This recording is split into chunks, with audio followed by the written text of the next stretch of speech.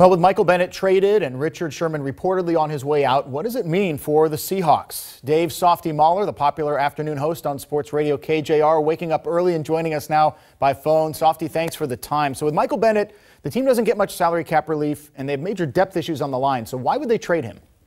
Yeah, not much cap relief, Steve, for Mike, just a couple $1 million. But you just think about this. When do we believe the Seahawks are going to be a Super Bowl championship caliber team again?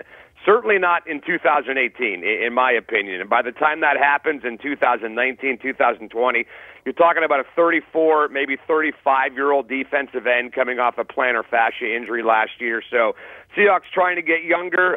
They see a window that's been closed now, I think, for a while, or will be closed for a while. Why not give those snaps to a guy that's got a future with the ball club, which they certainly found out or assumed yesterday that Michael Bennett did not. And what about Richard Sherman? He has the Achilles he's battling. What would be the reason to let him go?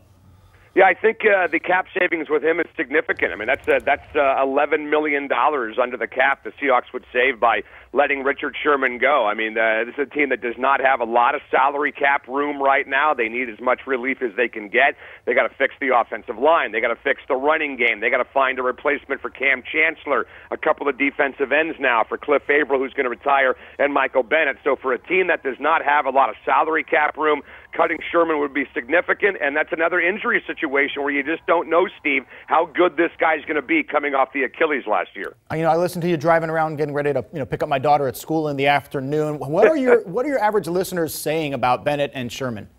I think most people understand that this is a young man's game. I think most listeners understand that the Seahawks have got to get young before they get better again, and that the window for a Super Bowl is going to be put on hold for a while until they do that. The only way to get back to the top may be to get back to the bottom, get younger like they were in 2012, 2013, and give these snaps to guys that have a future as opposed to guys that are 33, 30 years old.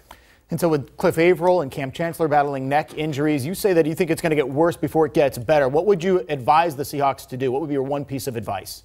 I would just say get as many draft picks as you can. Stockpile as many draft picks as you can. Right now, the Hawks only have 8 picks in this year's draft, including not having a second-round pick, not having a third-round pick because of the Dwayne Brown and Sheldon Richardson deal. So they've got to get some more draft picks, Steve, and get back to their roots, which is getting young players who are hungry with chips on their shoulder the way they did in 2010 through 2012. That's the key to getting back to a Super Bowl. Great insight from Dave Softy Mahler of Sports Radio KJR. Thanks for joining us, Dave. We'll talk to you soon. All right, buddy.